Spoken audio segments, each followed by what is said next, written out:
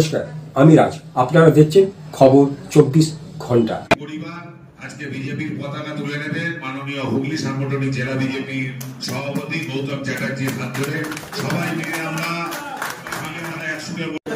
নরেন্দ্র মোদীর কাজের জন্য আমি ইন্সপায়ার্ড হয়েছি। ওনার যে সবকা সাথ সবকা বিকাশ, জনসাধারণের জন্য যে উপকার, যেমন ধরুন আপনার ল্যাট্রিন তৈরি করে দেওয়া বা ধন ধন যোজনা বা ঘর বাড়ির জন্য যে ওনার যে জনসাধারণের জন্য যে সাহায্য করার জন্য যেভাবে এগিয়ে এসছে, প্লাস রিসেন্ট যে আপনার অপারেশন সিঁদুরের জন্য যে উনি যে স্টেপ নিয়েছে, তাতে ইন্সপায়ার্ড হয়ে আমি বিজেপিতে জয়েন করার জন্য আগ্রহী হয়েছি। আপনি তৃণমূল করতেন?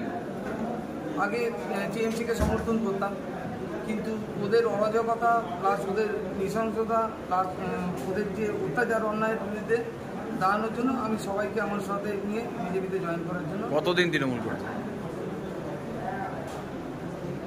আগে তো 10-12 বছর তো আমি সাপোর্ট করেছি, দিয়ে তারপরে এখন ওদের অত্যাচার সহ্য করতে না পেয়ে যেভাবে অন্যায় অত্যাচার হচ্ছে, প্লাস নারী নির্যাতন, যেখানে ওদের কোনো সাপোর্টই নেই, মানে কোনো রকম নির্যাতনের ব্যাপারে মমতা ব্যানার্জির কথাবার্তা হলো তাকে তো 10 লাখ টাকা দেওয়াই যেতে পারে,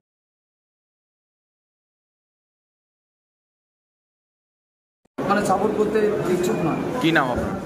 চিন্ময় মাল। আজকে বাঁশবেড়িয়া মণ্ডলের 22 নম্বর ওয়ার্ড থেকে ওখানকার মণ্ডল সভাপতি ভাই সুরেশ চৌধুরী, কনভেনার গণেশ ঘণ্টাই এবং সাধারণ সম্পাদক রানা মুখার্জি এবং অন্যান্য ওখানে কার্যকর্তার নেতৃত্বে আজকে তৃণমূল থেকে প্রায় 30 জন মতো তৃণমূলের কর্মী আজকে ভারতীয় জনতা পার্টিতে যোগদান করলেন। তাদেরকে প্রত্যেককে শুভেচ্ছা এবং অভিনন্দন।